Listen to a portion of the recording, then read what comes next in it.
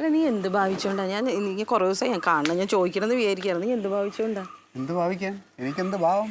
അല്ല ഞാൻ ചോദിക്കാണ്, അവള് നിന്നെ കൊതുക് ഇവിടെ നിന്ന് കൊതുകടികളാ. നീ കാര്യം പറ, എന്തിനാ ഇവിടെ ഇങ്ങോട്ട് വിളിച്ചേക്ക? അവള് നിന്നെ വിശ്വസിച്ചുകൊണ്ട് ഇറങ്ങി വന്ന പെണ്ണല്ലേ? അതിനിപ്പോ എന്താ പറ്റിയേ? അതും പ്രേമിച്ച് എത്ര നാള് പ്രേമിച്ചേ? എത്ര നാള് പ്രേമിച്ചു? അത് കണക്കൊന്നും ഇപ്പൊ ഓർമ്മയില്ല. ഒരുപാട് നാള് പ്രേമിച്ച് എല്ലാ കാര്യങ്ങളും അങ്ങോട്ടും ഇങ്ങോട്ടും പറഞ്ഞ് കെട്ടിക്കൊണ്ടു. ഇപ്പൊ അവള് കിടന്ന് കഷ്ടപ്പെടുന്നത് എനിക്ക് ഞാനല്ലേ കാണുന്നത്. എന്താണ് അവക്ക് എന്നെ വേണ്ടാന്നൊന്നും പറഞ്ഞോ? എന്ത് പറഞ്ഞാലും തറതല പറഞ്ഞോളൂ. അങ്ങോട്ട് വേണ്ടാന്നൊന്നും പറഞ്ഞില്ല. പിന്നെന്താണ്? അവളെന്തോരം സങ്കടം. അവളൊരു പെണ്ണല്ലേ.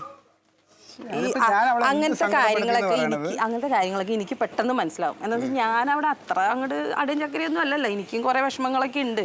അതൊക്കെ അവള് പറഞ്ഞപ്പോ ഞാൻ പിന്നെ നിന്നെ രക്ഷിക്കാൻ വേണ്ടി മിണ്ടാണ്ട് ഇരുന്നേ ഉള്ളൂ. എവിടെയാണ് വിഷമം കൂടുതൽ? നിനക്കാണോ അവക്കാണോ?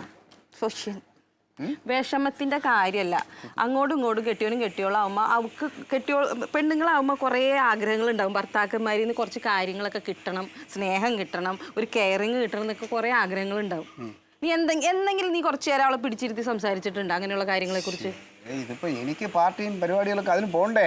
ഞാൻ വീട്ടിൽ നടക്കോ? പോകേണ്ട സമയം പോകും, വെറുതെ വീട്ടിൽ ഇരിക്കുമ്പോ ഇരിക്കും. ഈ പാർട്ടിക്കാരോട് സംസാരിക്കാൻ നിനക്ക് ഇഷ്ടംമാരെ നേരം കിട്ടണ്ടല്ലോ, ഇല്ലേ? അതേപോലെ ഒരു 5 മിനിറ്റ്, ഒരു 10 മിനിറ്റ് മതി എല്ലാ ദിവസവും അവളോട് സംസാരിക്കുക. ഞാൻ പാർട്ടി കാര്യം ഞാൻ അവളോട് പറഞ്ഞാൽ മതിയാ. നാളെ മീറ്റിംഗ് നീ അങ്ങോട്ട് പാർട്ടിയിൽ അങ്ങ് പ്രവർത്തിച്ച് അങ്ങോട്ട് വലിയ അങ്ങോട്ട് ഉണ്ടാക്കും. നീ ആദ്യം കുടുംബം കഴിഞ്ഞിട്ട് പാർട്ടി, അത് മതി അല്ലേ? കുടുംബമാണോ പാർട്ടിയാണോ നിനക്ക് വലുത്? ഇതിപ്പോ ഞാൻ എന്ത് വേണം നീ പറ.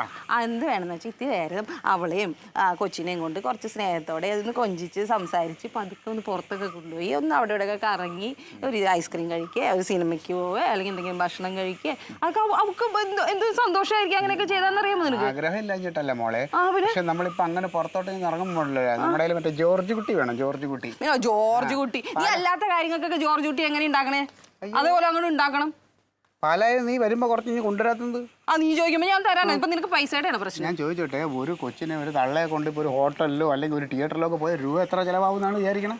1-2 രൂപയൊന്നുമല്ല, 2000-3000 രൂപയാവും. ഈ കുടുംബത്തിന്റെ കാര്യത്തിൽ ഈ രൂപയ്ക്ക് കണക്ക് പറയാൻ നിനക്ക് നാണമില്ലേ? ഒതും കടിക്കണം. ഞാനാണെങ്കിലേ കണക്ക് കൂട്ടി ജീവിക്കുന്ന ഒരു കുടുംബക്കാരനാണ്. അപ്പൊ എനിക്ക് അതൊക്കെ നോക്കിയേ പറ്റൂ. ഇപ്പൊ നിനക്ക് എന്താ പ്രശ്നം? പൈസയാണോ പ്രശ്നം?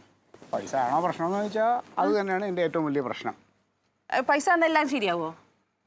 ഒരുമാതിരിയൊക്കെ ഞാൻ സോൾവ് ചെയ്യാം. എന്നാ പിന്നെ ഞാൻ അത് അത്യാവശ്യത്തിന് വെച്ചതായിരുന്നു, വേണമെങ്കിൽ അത് ഇത്തിരി തരാം. നീ അതുകൊണ്ട് പോ. മതിയോ? പൈസ സന്തോഷിക്കട്ടെ. പിന്നെ ഏത് നേരം എന്നെ സോപ്പിട്ട് പൈസ മേടിച്ചോണ്ട് അങ്ങനെ പൊക്കോളൂ. അയ്യോ, ഇതിപ്പോ നിനക്ക് നാത്തൂനെ സന്തോഷിപ്പിക്കുകയും വേണം, പൈസയും ചെലവാകുന്ന പറഞ്ഞ് വിഷമിച്ചാ. കുറച്ച് കാശേ ഉള്ളൂ, അത് സൂക്ഷിച്ച് കണ്ടൊക്കെ ചെലവിക്കണ്ട. രണ്ടാളും കൂടി പോയിച്ചു എന്തായാലും. ശരി.